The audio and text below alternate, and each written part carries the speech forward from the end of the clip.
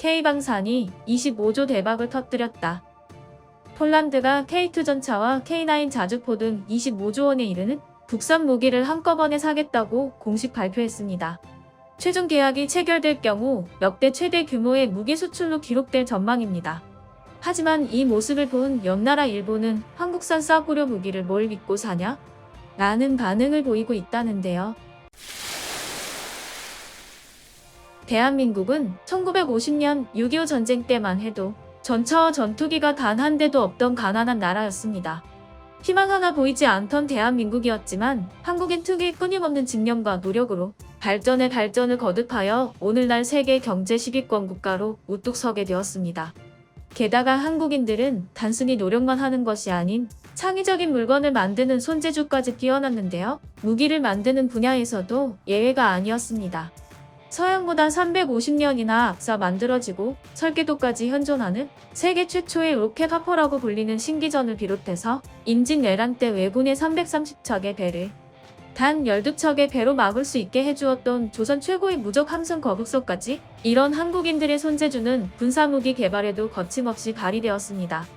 점점 자체 기술력이 향상됨에 따라 다른 나라에 수출하기 시작했는데 10억에서 30억 달러 수준에서 머무르던 수출액이 지난해에는 70억 달러, 우리 돈 8조 9,900억 원을 넘어 예상을 훌쩍 뛰어넘는 실적을 올렸습니다. 무기 수출액이 늘어남에 따라 기술력까지 좋아지면서 세계 무기 수출 시장에서 한국 점유율 순위가 급상승하게 되었는데요. 스웨덴 싱크탱크인 스톡홀름 국제평화연구소가 발표한 2017에서 2021년 세계 무기 수출국 10위 통계에 따르면 수출 점유율 기준 한국은 2.8%로 8위입니다. 7위 영국과 6위 이탈리아와의 격차가 크지 않은 가운데 수출이 탄력을 받게 되며 5위 독일은 물론 4위 중국과의 경쟁도 가능할 것으로 업계는 보고 있습니다. 이렇게 세계적으로 한국의 무기 제작 능력이 인정받게 되자 가장 먼저 대규모 계약을 체결하기 원하는 국가는 바로 폴란드였습니다. 마리우시 부아슈차크 폴란드 국방장관은 최근 우크라이나에게 폴란드의 무기들을 지원하게 되면서 폴란드 무기 체계에 공백이 생겼고 국가 안보 강화의 필요성을 느끼게 되어 무기를 구입하기로 결정하였으며 무엇보다 신속한 실전 배치가 중요한 점을 이유로 한국과 계약을 체결하게 되었다고 전했습니다. 독일과 미국의 경우도 선택지에 있었지만 구형 모델만 수출한다는 점이나 다른 생산이 어렵다는 점 때문에 계약이 성사되지 못했고 최종적으로 한국과 계약이 성사되었습니다.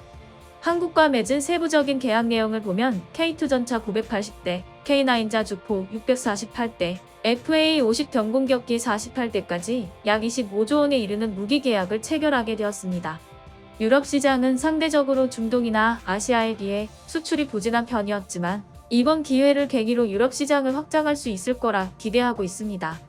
K방산 업계의 호실적은 하루아침에 운으로 이루어진 것이 아니었습니다. 우수한 기술력은 물론 가성비, 사후관리 등의 강점이 배경으로 자리 잡고 있습니다. 이번에 수출하게 된 K2 전차는 엔진 출력 1500마력, 속도 70km, 표적 자동 탐지와 능동 방어 능력 최대 4m까지 잠수 가능한 최첨단 전차입니다. 그리고 K9 자주포는 이미 터키와 핀란드 등에서 성능을 인정받았는데요. 엔진 출력 1000마력, 속도 67km, 155mm 자주포를 40km 밖 표적을 정밀 타격할 수 있다고 알려져 있습니다. 전차와 자주포는 외형이 얼핏 비슷하게 보여서 일반인이 보면 헷갈릴 수도 있는데 쉽게 말해서 스타크래프트의 시즈 탱크가 퉁퉁포일 때는 전차이고 시즈 모드일 때는 자주포라고 생각하면 이해하기 쉽습니다. FA-50은 첫 국산 초음속 훈련기인 P-50에 무장을 추가한 경공격기인데요. 최대 속도는 마하 1.5이며 공대공, 공대진 241, 일반 폭탄, 합동 정밀 직격탄, 지능형 확산탄, 기관포 등 다양한 공격이 가능하다고 알려져 있습니다. 폴란드의 여론은 아주 좋은 소식입니다. 이 이야기를 듣고 생애 처음으로 세금을 내고 싶어졌다. K2, K9, FA-50 모두 최상급 무기입니다. 한국과의 협력은 매우 좋은 조치라고 생각합니다. 우리는 그들과 수년간 협력해왔으며 신뢰할 수 있는 파트너로서 최고의 모습을 보여주었습니다. 등 상당히 긍정적으로 반응하고 있습니다. 하지만 이 소식은 이웃나라 일본에게는 아주 배가 아픈 소식인가 봅니다. 한국이 일본도 해내지 못한 엄청난 무기 수출을 알리는 기사가 나오게 되자 일본 네티즌들은 70년 동안 전쟁하는 바보 같은 나라인데 무기 성능 따위야 바보 같겠지 결합 무기를 대량으로 사다니 폴란드가 미친 게 아닐까? 좀 있으면 성능이 너무 낮아 사용할 수 없단 얘기가 나오고 독일제를 쓸 거야. 폴란드 정부는 바보 같은 모험을 하는 건가? 폴란드는 현실을 직시해야 해. 우물안 개구리 국가는 한국으로도 족한데 또 하나 늘어나다니 유감이군. 폴란드인은 값싼 물건을 사면 돈을 잃는다는 것임을 모르는 바보입니다. 한국 무기에 얼마나 결함이 많은지 한국 스스로는 알까? 한국의 자주포는 명중률이 0%일 거야. 이런 배가 아프다는 반응을 보였는데요.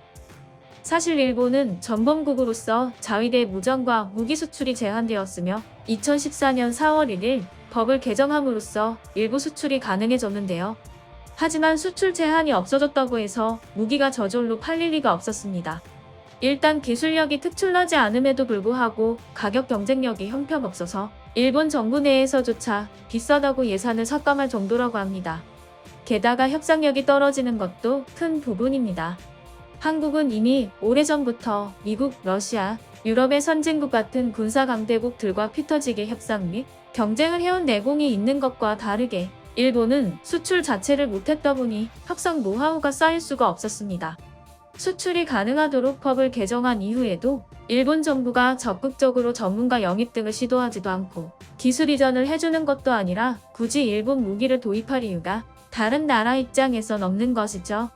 이런 상황에서 옆나라 한국은 25조에 이르는 천문학적인 금액을 수출한다고 하니 배가 아프다고 해도 어느 정도 이해는 갑니다. 한국의 입장에서는 여기서 만족하지 않고 앞으로 폴란드와의 계약을 시작으로 본격적으로 유럽 시장에 진출해서 승승장구했으면 좋겠습니다. 그럼 오늘의 속 시원한 시원 뉴스를 마치겠습니다.